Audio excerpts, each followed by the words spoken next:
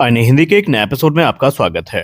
दोस्तों, भारत और रूस के रक्षा संबंधों को लेकर एक ऐसी खबर सामने आई है जिसने रक्षा विशेषज्ञों और सैन्य विश्लेषकों का ध्यान अपनी ओर आकर्षित किया है। रिपोर्ट्स के मुताबिक रूस चाहता है कि भारत सिर्फ SU-57 स्टेल्थ फाइटर जेट का ग्राहक ना बने, बल्कि उसके निर्माण में भी भूमिका निभाए। इतना ही नहीं, रूस भारत को SU-57 कार्यक्रम का एक वैश्विक मैन्युफैक्चरिंग और सप्लाई हब बनाने की संभावना पर भी विचार कर रहा है। अगर ऐसा होता है तो भारतीय कंपनियां केवल भारतीय वायुसेना के लिए ही नहीं, बल्कि रूस और अन्य देशों के लिए भी SU-57 के पार्ट्स और सिस्टम बना सकती है। इनफैक्ट पूरा का पूरा विमान भी असेंबल कर सकती है। लेकिन आखिर रूस भारत को इतनी बड़ी जिम्मेदारी क्यों देना चाहता है?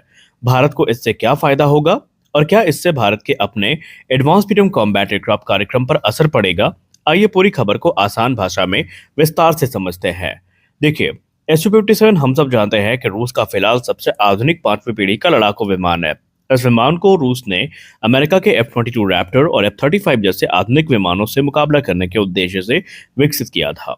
अगर हम इसकी खूबियों की बात करें तो यहाँ पर हमें स्टेल्थ डिजाइन देखने को मिलती है, सुपर क्रूज कैपेबिलिटी देखने को मिलती है, अत्याधुनिक रेडार सिस्टम देखने को मिलते हैं और लंबी दूरी की मिसाइलों के साथ साथ एयर टू एयर और एयर टू ग्राउंड मिशन भी एग्जीक्यूट करने की कैपेबिलिटी देखने को मिल जाती है।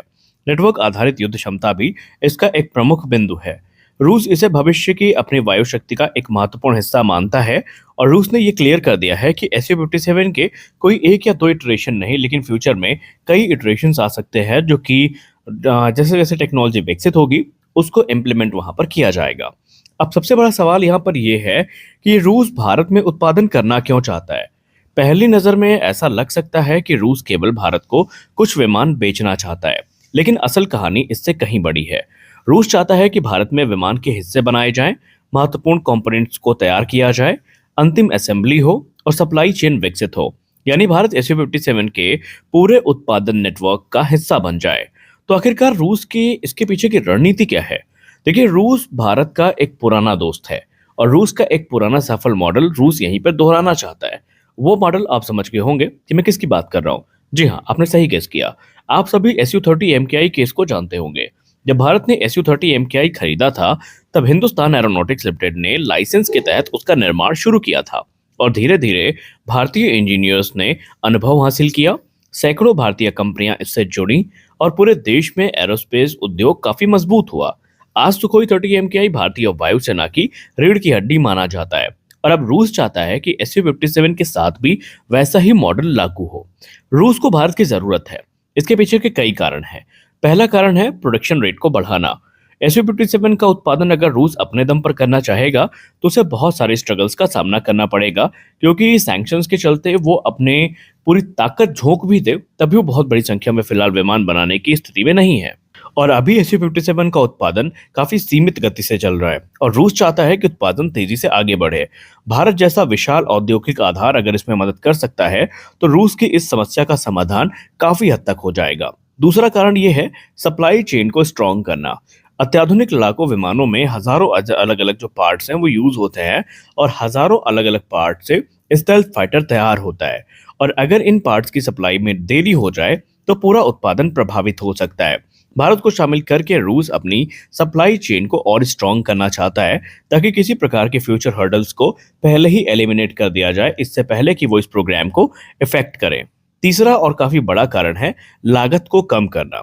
जब उत्पादन संख्या बढ़ेगी तो जाहिर सी बात है कि प्रति विमान लागत कम हो जाएगी। इससे भारत बड़े पैमाने पर उत्पादन भी कर सकेगा और SU-57 की कुल लागत कम होने से प्रॉफिट भी दोनों देश कमा सकेंगे।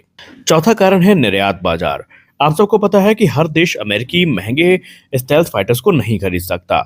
हम सब अच्छे से जानते हैं कि अमेरिकी F-35 जो कि इस समय एक्सपोर्ट मार्केट के लिए अवेलेबल है, इसको लेने से पहले बहुत सारे पापड़ देशों को बेलने पड़ते हैं। अमेरिका की शर्तों को मानना पड़ता है। टेक्नोलॉजी ट्रांसफर अमेरिका बहुत ज़्यादा किसी को नहीं देता। बहुत ज़्यादा इंडिपेंडेंस आपको F-35 लाइटनिंग 2 के साथ नहीं मिलती और रूस ऐसे में एक प्रबल दावेदार बन के सामने आता है, या आप यूँ कह लें एक सबसे कंपैटिबल अल्टरनेटिव बनकर सामने आता है, जहाँ पर रूस भविष्य में SU-57 को उन देशों को टारगेट कर रहा है जो कि अमेरिकी महंगे स्टेल्थ फाइटर्स को नहीं खरीदना चाहते, लेकिन कैपेबिलिटी से वो कॉम्प्रोमाइज भी नहीं करना चाहते। और अगर भारत उत्पादन में भागीदार बनता है तो निर्यात ऑर्डर पूरा करना उनके लिए काफी आसान हो जाएगा, जबकि अकेले ये सब कर पाना उनके लिए थोड़ा चैलेंजिंग टास्क होगा। अब इससे भारत को क्या मिलेगा? निसंदेह आपके मन में ये प्रश्न आया होगा कि ये सब तो हमने रूस के फायदे की बात करी, भारत को इससे क्या फायदा? अब बात करते हैं भारत की। देखिए, अगर ये प्रस्ताव स्वीकार होता है तो भारत को इससे कई बड़े फायदे मिल सकते हैं। पहला फायदा होगा तकनीकी अनुभव। इंडियन इंजीनियर्स को 5वीं पीढ़ी के लड़ाकू विमान के निर्माण का एक अच्छा खासा अनुभव देखने को मिलेगा। दूसरा है रोजगार। देखिए, हजारों नए रोजगार पैदा हो सकते हैं, क्योंकि जाहिर सी बात है, मैंने अभी अभी अभी अभी आपसे कहा कि स्टेल्थ फाइटर को बनाने में हजारों कंपोनेंट्स लगते हैं। अब जाहिर सी बात है, कंपनियों को जब ऑर्डर मिलेंगे तो वो नए इंजीनियर्स को और जो उनके वर्कर्स हैं उनको हायर भी करेंगे। तो ऐसे में जॉब अपॉर्चुनिटीज भी काफी ज्यादा होंगी। एचएएल और निजी कंपनियों को बड़े प्रोजेक्ट मिल सकते हैं। तीसरा है औद्योगिक विकास। भारत की एरोस्पेस इंडस्ट्री और मजबूत हो सकती है, और अभी जिन चीजों में हम लैग कर रहे हैं रूस की मदद से, वहां पर भी हम एक मजबूत स्थिति को प्राप्त कर सकते हैं। अब निर्यात के अवसर भी है। ऐसा नहीं है कि अगर भारत में बने SU-57 निर्यात किए जाएंगे तो आर्थिक लाभ सिर्फ रूस को मिलेगा। भविष्य में भारतीय कंपनियां अंतरराष्ट्रीय सप्लाई चेन का हिस्सा बन सकती हैं और अच्छा खासा मुनाफा वो भी कमा सकती हैं। लेकिन भारतीय वायुसेना यहाँ पर क्या चाहती है? हमने रूस के पर्सपेक्टिव से बात कर लिया, हमने इंडिया के पर्सपेक्टिव से बात कर लिया। अब इंडिया की एयरफोर्स का इसको लेकर क्या पर्सपेक्टिव है, ये जानना भी हमारे लिए जरूरी है। और यहीं पर सबसे बड़ा सवाल खड़ा होता है, क्योंकि जब तक इंडियन एयरफोर्स की ग्रीन लाइट नहीं मिलेगी, कोई भी प्रोग्राम चाहे जितना भी अच्छा हो, वो हमें एक्टिव होता नजर नहीं आएगा।